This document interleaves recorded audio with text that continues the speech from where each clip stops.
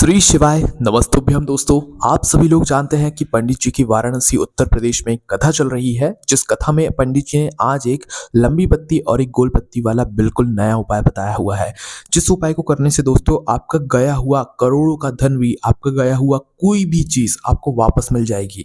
जी हाँ दोस्तों, इस उपाय को आपको कब करना है, कैसे करना है, किस दिन करना है, ये सारी जानकारी हम आपको इस वीडियो में देने वाले हैं। और ये बिल्कुल नया उपाय है, आज ही बताया हुआ है। जो इस उपाय को पहले करेगा उसको इस उपाय को करने का फल पहले ही मिलेगा, इस बात का भी आप लोग ध्यान रखिएगा। तो देखिए, इस उपाय को करने के लिए सबसे पहले आप ये बात समझ लीजिए कि ये वाला उपाय सिर्फ और सिर्फ गुरुवार के दिन पड़ने वाला जो प्रदोष व्रत होगा उसी दिन करना है। इसके अलावा और कभी ये वाला उपाय आपको नहीं करना है। जब भी गुरुवार के दिन पड़ने वाला प्रदोष व्रत आता है तब आपको ये उपाय करना है। और अभी जो गुरुवार का प्रदोष आने वाला है वो 28 नवंबर 2024 के दिन आने वाला है। मतलब कि इसी दिन आप लोगों को ये वाला उपाय करना है। और कब करना है? शाम के समय प्रदोष काल में करना है, क्योंकि इस उपाय को करने का समय प्रदोष के दिन का, प्रदोष काल का शाम का समय ही है। इस बात का भी ध्यान रखना है, ठीक है। अब इस उपाय को घर में से किसी एक बड़े सदस्य को करना है, चाहे वो महिला भी हो सकती है, चाहे वो पुरुष भी हो सकता है। अगर पुरुष है जिनका कोई मतलब पैसा खाकर भाग गया है, या आपने किसी को बहुत समय पहले कोई पैसा दिया होगा, वो बड़ा अमाउंट होगा और वो पैसा आपको अभी तक वापस नहीं मिला हुआ है, तो आप खुद ये वाला उपाय कीजिएगा। और अगर आप नहीं कर सकते तो फिर आपकी जो भी घर की बड़ी माताएं बहन है, कोई भी एक माता बहन इस वाले उपाय को करेगी। घर के सभी सदस्य को करने की जरूरत नहीं है, कोई भी एक बड़ा मुख्य सदस्य इस वाले उपाय करेगा तो उसके पूरे परिवार को या मुख्य सदस्य जो है इस उपाय को करने का फल मिल जाएगा, ठीक है।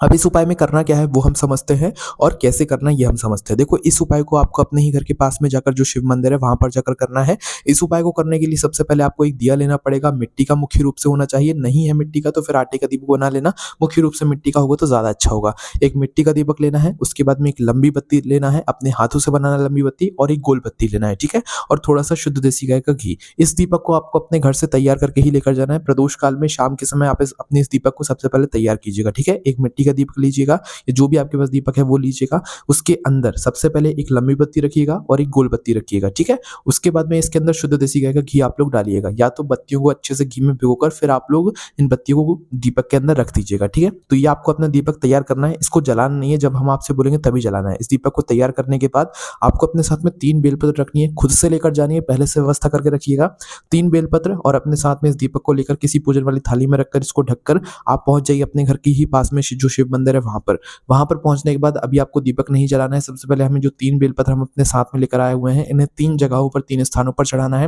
वो 3 स्थान कौन कौन से हैं आइए जानते हैं। देखिए, सबसे पहले शिव जी के मंदिर में जाकर आप लोग भगवान के दर्शन कीजिएगा। अपनी प्लेट को थोड़ी देर के लिए रख सकते हैं वहां पर, और अपने जो भी दर्शन करने हैं आपको वो दर्शन करना है। अलग से कोई दीपक आपको अभी नहीं जलाना है, उपाय के साथ में जो भी है वो आपको करना है, ठीक है। तो पहले जाकर दर्शन कर लीजिएगा।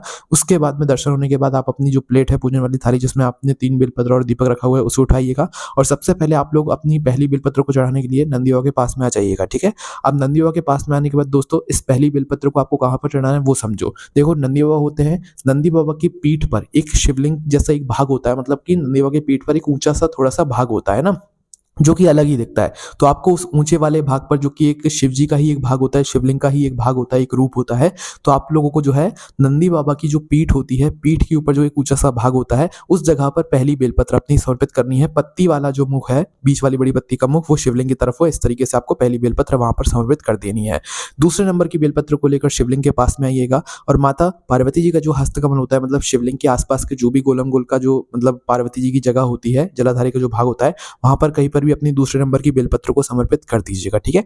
उसके बाद तीसरे नंबर की बेलपत्र को आपको शिव जी की शिवलिंग के ऊपर समर्पित करना है। तीसरे नंबर की बेलपत्र को शिवलिंग के ऊपर समर्पित करने के बाद आप अपना वो जो दीपक है उसको जला लीजिएगा। दीपक कैसे जलाओगे?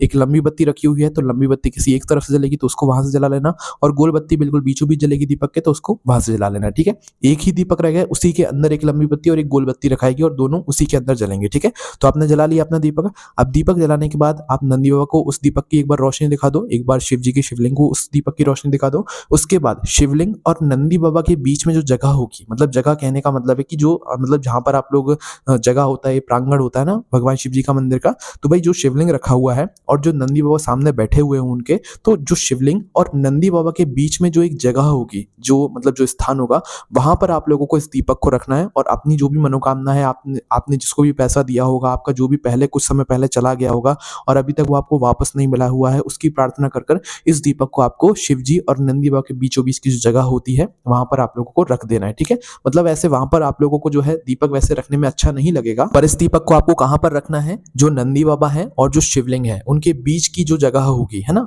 बिल्कुल बीचों बीच की जो जगह होगी वहां पर आप लोगों को इस दीपक को रखकर अपनी जो भी कामना है, मनोकामना है, वो बोल देना है। ठीक है, अगर दोस्तों उस जगह पर रखने से आपको कोई परेशानी हो, क्योंकि मंदिर में लोग आते जाते रहते हैं तो वही बीचों बीच की जगह में जो है परेशानी हो सकती है, अगर कोई आपसे मना करे या कोई दिक्कत परेशानी हो तो आपको क्या करना है, इस दीपक को शिव जी और नंदी बाबा के बीचों बीच की जगह पर स्पर्श करा लेना, मतलब थोड़ा सा वहां पर जमीन पर रख देना।